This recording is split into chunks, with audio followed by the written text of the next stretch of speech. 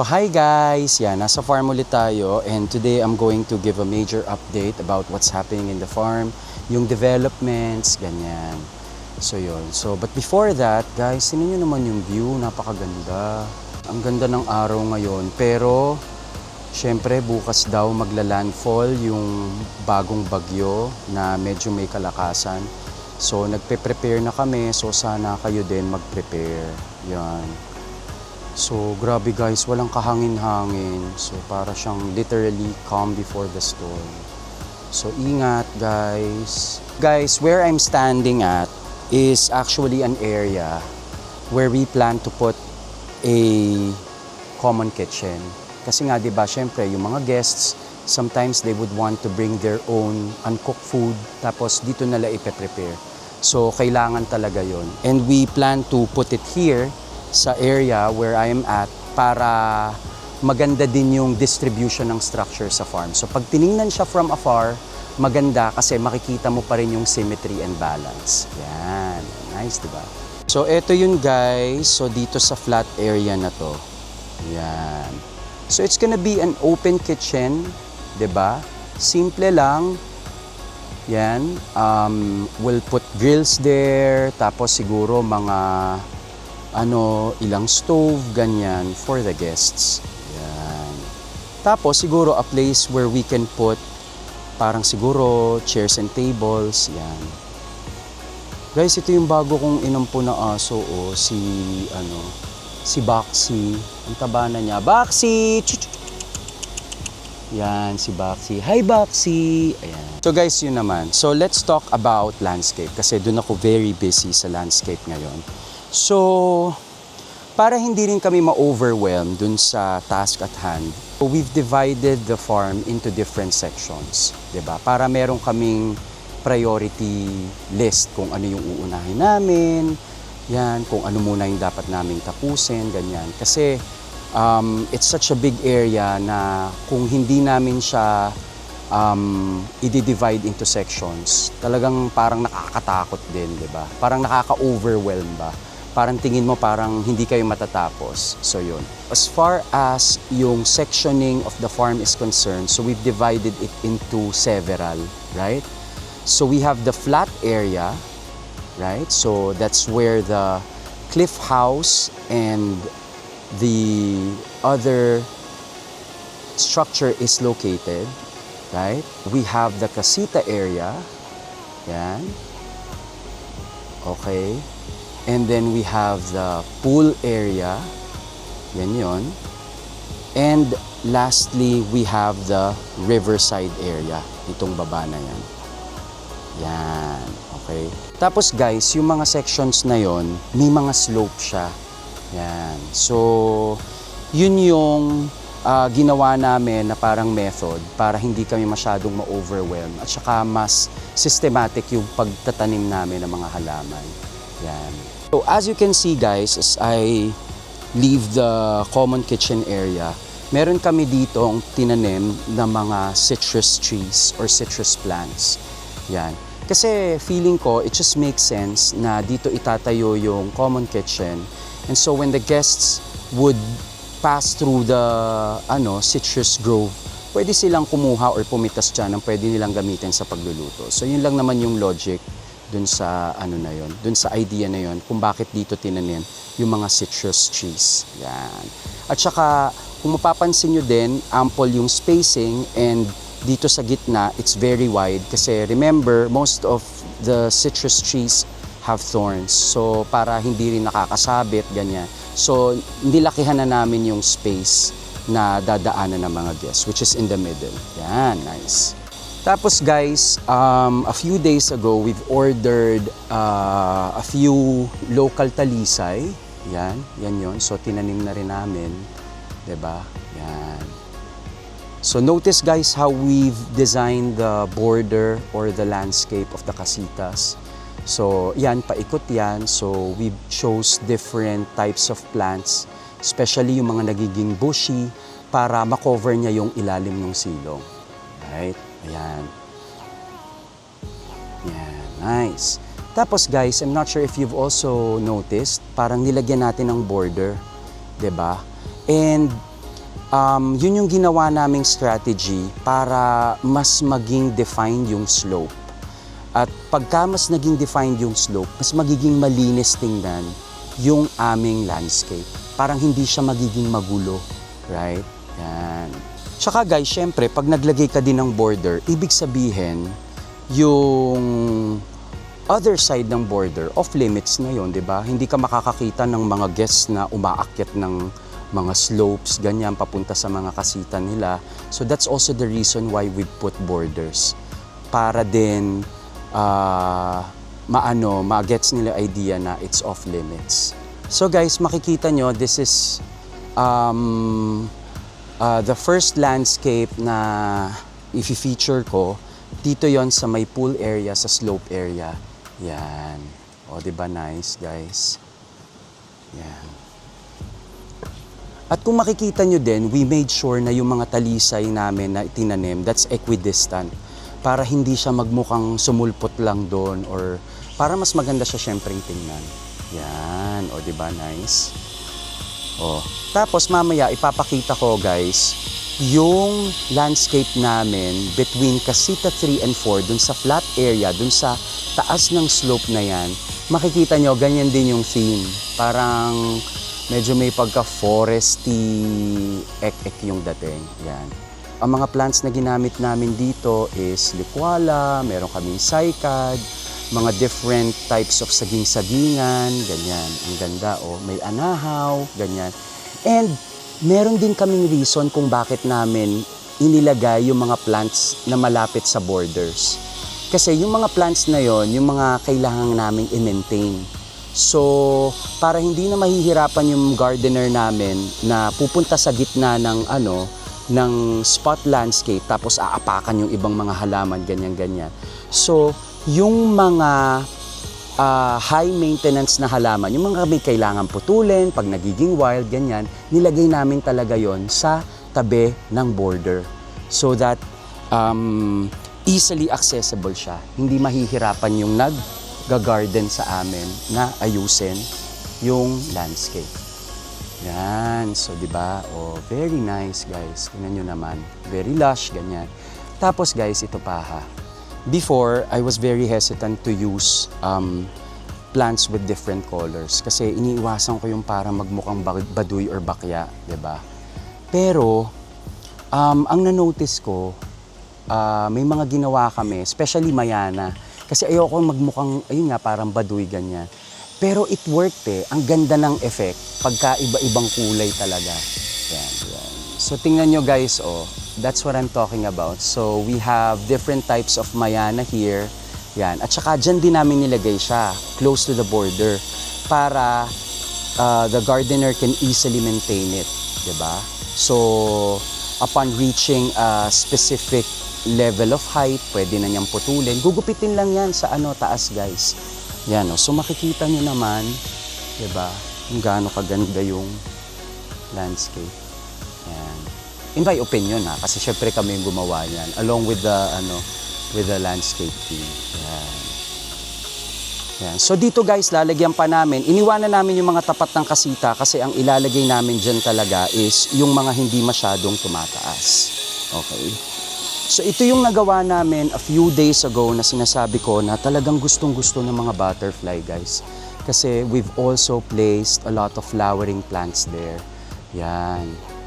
Diba? Ayan, gaya niyan, may mga yellow butterfly, may white butterfly, and for some reason, they really like the puff. Hindi ko alam kung anong tawag pero parang puff plant Yan. So, diba? Very, very nice. Ayan, oh. Oh, diba? May mga butterflies na naglilipad dyan. Ganyan. Nice. Oh, diba? Oh.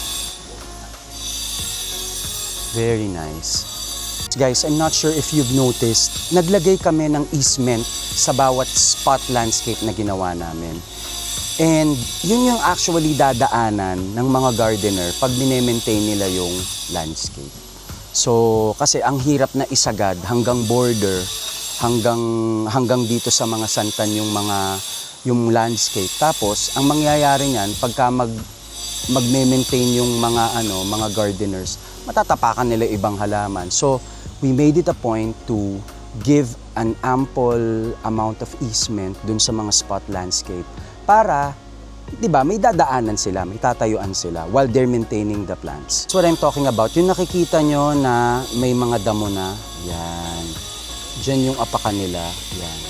At palibot yan guys, pati sa mga sides, meron yan, para it can be easily maintained by the gardeners. Yan, meron din dyan, diba? Oh, so guys, look at how nice it is. So, yun nga, ang ginamit naming technique dyan is gumamit kami ng mga halaman that complements each other, and yung height nila are varying, so para mas maganda siyang tingnan kasi may arte. And we've used a lot of stones here kasi ito yung napakadami sa farm. Right? So, ang ganda na, tipid pa sa ground cover. Ayan guys, so it's already coming into shape yung efforts natin na mapaganda yung farm, di ba? Okay. So guys, ito yon. This is another landscape. Ito yung ilang araw na naming natapos to. Yan. So, dinadalaw din siya ng mga butterflies, ganyan. Tapos, I'm kind of wondering how this would look like sa taas. Pagka dinurone ko, feeling ko ang ganda-ganda niya. Ayan. Kasi very colorful, di ba? Oh, nice, ganda. Oh, di ba? Tapos dito yung parang grand staircase na gagawin namin. Ayan. Tapos ito yung on the other side. And as you can see, di ba? Merong continuity. May coherence dun sa katabing spot landscape.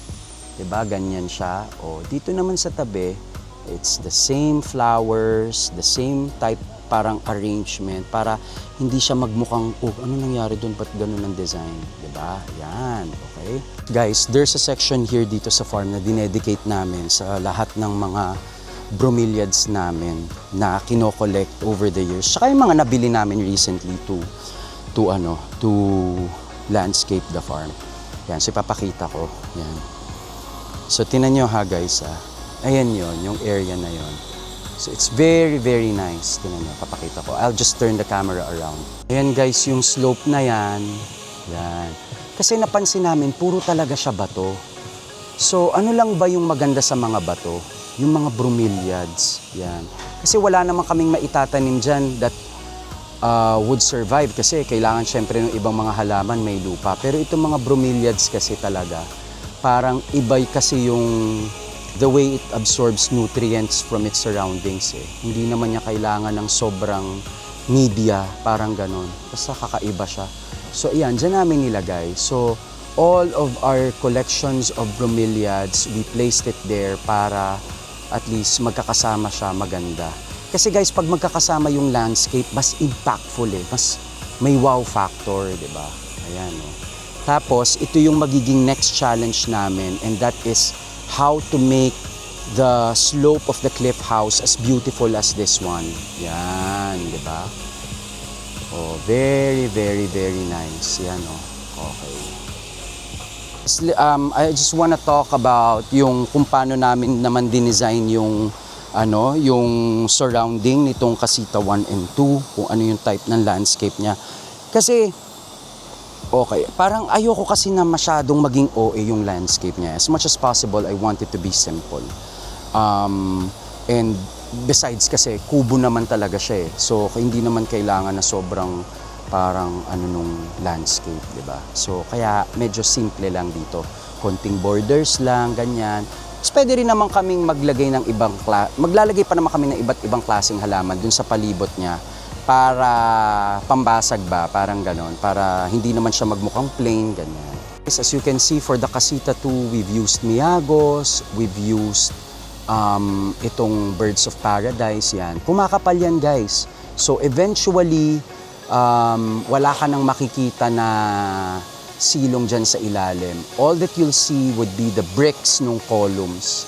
Yan. Tapos, syempre, nilagyan din namin ng border yon. Yan o, may mga border din siya. So, yung border niya is Cupea, tapos Pandakaki. Yan, di ba? Okay.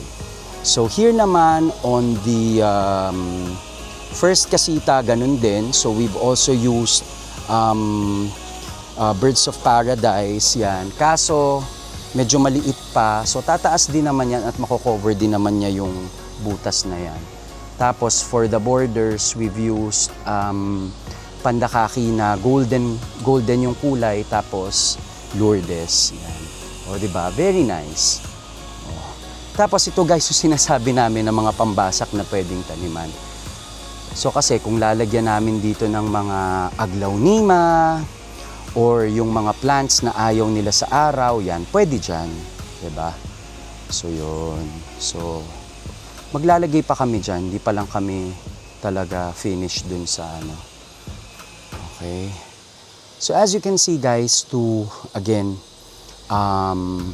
define the slopes, dito naman sa kasita flat area, we've used different types of crotons. Yan, kasi colorful siya. Yan, diba?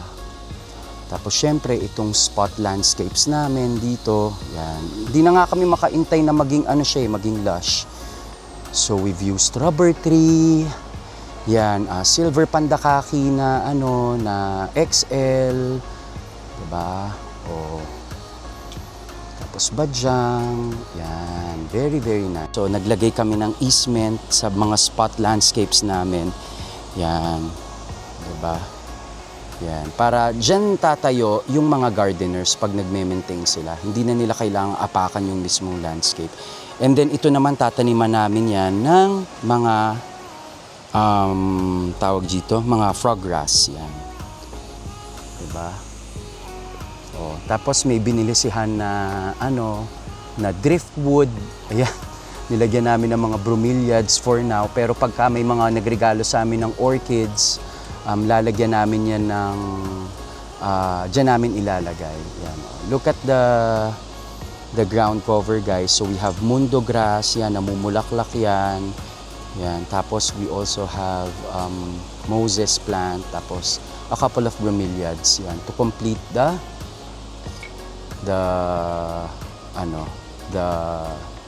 look. Diba guys? Oh, it's so nice and look at the view. Yan.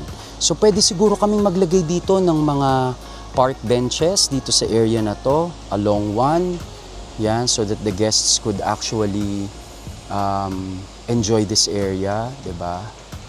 Ayan, so you have the view of the falls, or you have the view of the river, and well, now hindi kita yung Banahaw, tapos yung pool area. Yan, diba? Tapos ito namang flat area dito, syempre we will still landscape it, but unfortunately yung aming backhoe ay hindi makapunta dito dahil hindi rin naman sila pwede mag-operate if the ground is very slippery dahil sa putik. Yan. Pero pagka naayos na yan, so that's gonna be a flat area, pwede siyang tataniman lang namin yan ng damo, yan. Pwede siyang gawing activity area. Yan. Kasi it's very close to the kasita and at the same time it's very close to the pool. Yan. Siguro maglalagay kami dyan a few cottages yan for the guests. Yan. Tapos ayan yung pool guys. So as you can see, makukumpleto na. Oh, ang ganda. Oh. So this is the very first namin na na ginawang parang spot landscape. So ang ganda rin niya. We've used two varieties of Lourdes. Yung isa dwarf, yung isa yung regular. Pero ang ganda pa rin niya kahit magkaiba siya. Look, we have a few bromeliads at the back. Tapos, we even have plants na we've acquired during the pandemic time nung na-hit kami ng plant bug. Yan. So, napakaganda. Ito nga, dati pa naming binili yan. Tanda-tanda ko yung plant na violet na nasa likod. Tapos, syempre, naglagay din kami ng mga supports and braces dun sa mga tinanim namin na katatanim pa lang namin kasi magbabagyo na nga. Yan. So, kailangan naming i-secure lahat. So, yan, guys. So, nakikita nyo naman. Yan. So, yung electrical namin, andyan. Makikita nyo yan, yung mga kinovera nila. Yan. Sana matapos na. Tapos, guys, so, ito yung daan, pathway, behind the kasita. So, as you can see, we've also planted mga saging-sagingan dito. And this will serve as a privacy curtain for the guests that will be staying on this kasita. Kasi syempre, pag nandun ka guys sa flat area, talagang kitang-kita ka. Papakita ko sa inyo, pinakaunang-unang attempt namin to do landscape. Yung pinakauna naming nagawa dito sa farm. Na actually na ano na to na ayos na to din with the help of our landscapers. Pero kasi nung unang time na yon ang nagtanim dito si Kuya Dodong, ako, tsaka si Merlu. So ayan, ito yun, papakita ko sa inyo. Kaya memorable tong ano na yan kasi first attempt namin yan. Ayan yun guys, so yan, yun nasa gitna na yan. So as you can see, we've used several yuccas, tapos meron din tayong bromeliad, cycad, at saka a very, very nice ground cover. O, diba? Yan. Nice. We've planted a balled out local talisay dito na puno na. So, yun. Pinacheck naman namin sa landscapers namin and they've confirmed na buhay pa yung branches, fresh pa siya kasi talagang pag ball out 50-50 yan eh. So, ayun. So, medyo ano kami, natatakot kami. Pero okay pa naman yan. I'm quite sure na mabubuhay yan. Yan, say hi! Yan si Darrell tsaka si Michael. Yung magkapatid namin na na boss nung mga nagla-landscape. Ayan, okay. So guys, ito naman yung ito yung ditong again, we're still at the Casita flat area. So, yan yung ginawa namin. Isa pang landscape. Yan. So guys, may damo yan dati. So dahil nilagyan namin ng landscape, sunod-sud ulit nila. Tapos yung mga damo na nagamit na hindi na natanggal yan, kinabit na lang ulit nila sa border para maganda naman tingnan. Yan. So nice. Yan. So this is another landscape namin. Yan. Yan.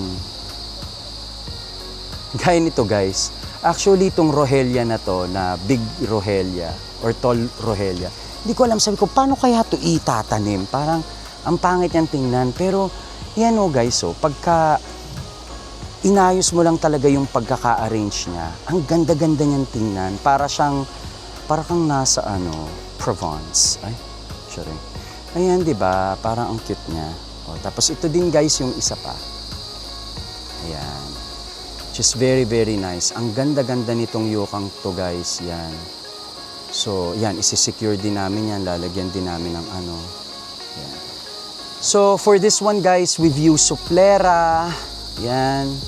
As border. Tapos Moses. Yan. So, lalagyan namin ng kanal dito. Tapos, syempre, meron din siyang privacy curtain dito guys. We've used tobacco kasi tumataas yan. So, para hindi din naman kita yung mga guest pag andoon. May tao dun sa taas. Ayan, diba? Ayan. Very, very nice. Ayan. Diba? Diba? Okay. Tapos ito guys yung sinasabi ko sa inyo. So, yung ginawa naming theme sa baba is parang forest ek-ek.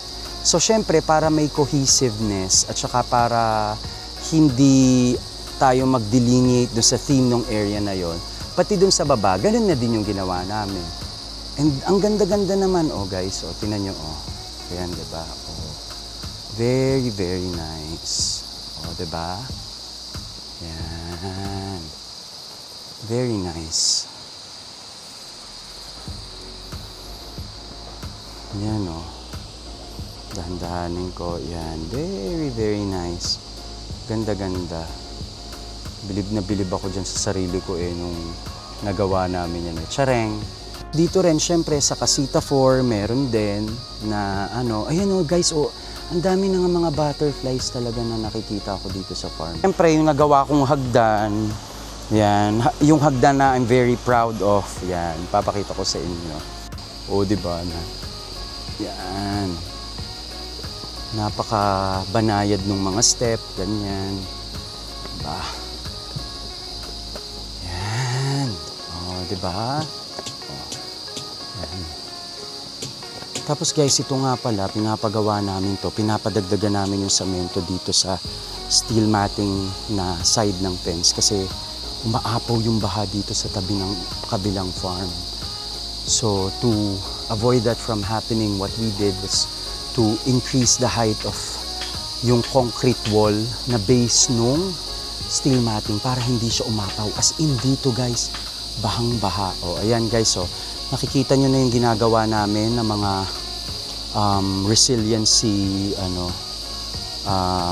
ayan, para hindi matumba, mabalian ng mga yung mga namin, mga rubber tree namin. Tinumba na lang namin lahat. Tapos guys, ito naman yung ginawa namin recently na parang may mga Christmas tree. Ayan, hindi pa nga namin nalalagyan ng border eh. Pero tsaka na, syempre uunahin muna namin yung pag-iingat namin sa sa bagyo. Yan. Ito yung ginawa naman namin dito sa pump room to conceal it. 'Di ba? Oh. Yan, papaayos ko din 'yan, papabalag ko din 'yan para hindi na 'yan para hindi na 'yan masira. Yan. Oo, sige, tama. Ayan guys, so tinan nyo oh. Oo, baka safety na natin.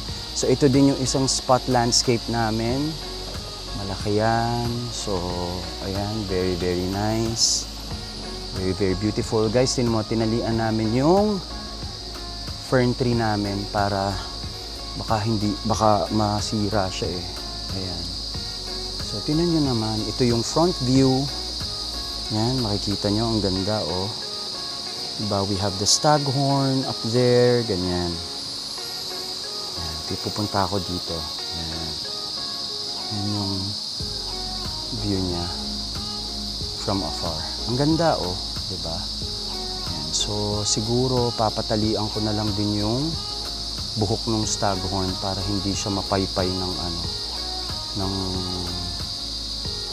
ng bagyo. So guys, yan, pinagtatali na rin dito yung mga mga champagne palm natin para secured yung mga leaves. Ayan. Very nice. At syempre, ito yung progress ng ating main house. Ayan. So yun guys, so wala naman kaming activity today. So pinaka-importante siguro is just to make sure that all the plants here in the farm are protected. Yung mga nakatanim na will brace it. Gagawa din kami ng mga daluyan ng tubig para mga canals kasi wala pang drainage system dito sa farm. So we'll have to somehow parang tag dito, improvise kahit yung mga makeshift lang na kanal para dun dadaan yung tubig. Kasi nga 'di ba sabi nila, yung daw dadaan na bagyo is parang baka ondoy levels yung level ng rainwater. So yun. So ayun. So yun lang. Nice. O sige guys, one last look at the view. I'm here at the flat area in front of the cliff house and yung kitchen na na isa pang structure dito sa tabi ng cliff house. Back to work. Yan, tutulong din ako maghukay ng kanal dito. Tsaka ituturo ko yung mga kailangan na lagyan ng mga kanal, ganyan. Yun, bye! So nakikita nyo na medyo malayo na yung narating nung extension, nung cement base ng ating steel matting in terms of height. Yan. So, hindi na dadaan dyan ng baha. Kasi talagang pagka sobrang baha, ang nangyayari is dumadaloy dito, pupunta dito sa baba, tapos babagsak dito sa mga kasita. So, we don't want that kasi ang dami na rin naming landscape dyan. At saka yun nga pala guys, so I've asked the different teams here, yung sa yung sa gumagawa natin ng steel matting dito sa fence, yung sa pool area din, at saka dito sa landscape team natin. Yung sa Genco namin kasi feeling ko baka may advice sa kanila yung boss nila eh. Pero ako kasi sinabihan ko na sila because of the inclement weather na darating. Syempre, I wanna make sure that they are also able to prepare. Kasi 'di ba, syempre malakas yung darating na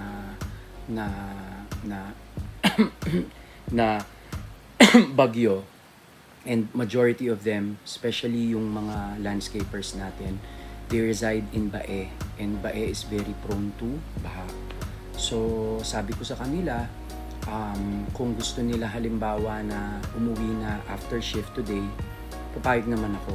And then I'm also willing to give their pay yung hanggang today para at least may pera sila pag uwi nila. Supposedly dapat ang swelduhan namin, ang payout kasi namin is Saturday lahat. So yun na lang, ginawa ko na lang kasi syempre kailangan ding mag-prepare.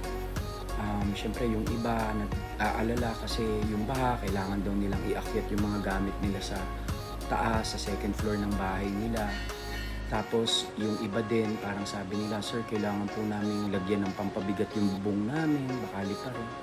So we perfectly understand that, and kahit nga, syempre, in a way, gusto namin may maiiwan din dito, may staff din dito na tutulong sa amin if ever may mabuwal or something, may tutulong, ganyan. Pero syempre, importante din para sa kanila yung safety din ng family nila. So, importante din naman yun sa amin. Mas importante yun kasi syempre yung buhay ng tao, hindi mo pwedeng hindi siya bigyan ng utmost importance. Yan. So, I hope you guys are okay din.